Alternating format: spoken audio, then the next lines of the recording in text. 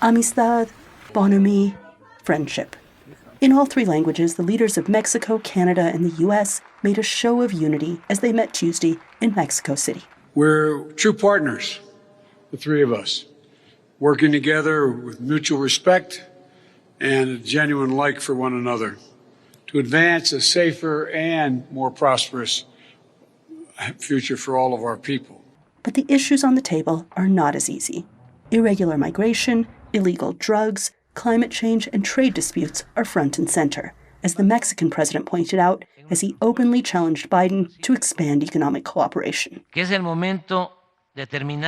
This is the moment for us to determine, to do away with this abandonment, this disdain, and this forgetfulness for Latin America and the Caribbean, which is opposed to the policy of the good neighborhood, of the titan of freedom and liberty, FDR, Franklin Delano Roosevelt, and starting with you.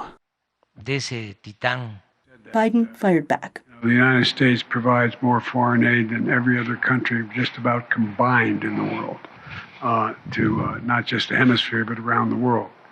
Unfortunately, our responsibility just doesn't end in the Western Hemisphere.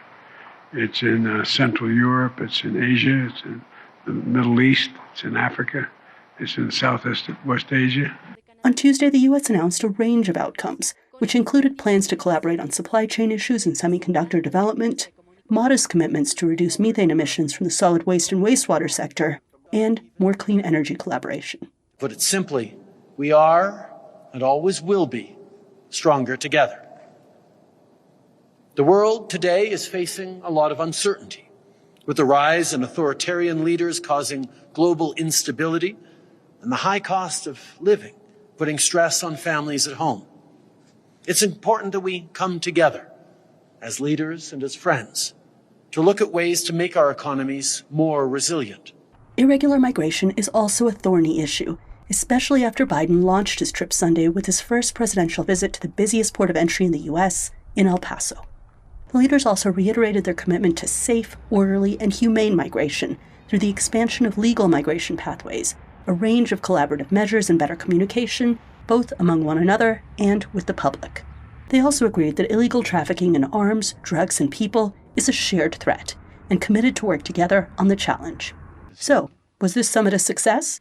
Mexico watchers say that's a tough question. Trilateral summits rarely yield major announcements or resolution of issues, and given that the issues that the three leaders talked about are complex and long-standing, I think it's not surprising that there was not some explosive announcement in their communique or in their press conference. But I think, having said that, the fact that they meet on a regular basis and that they identify priorities for their administrations to pursue for the coming year, I think that is important.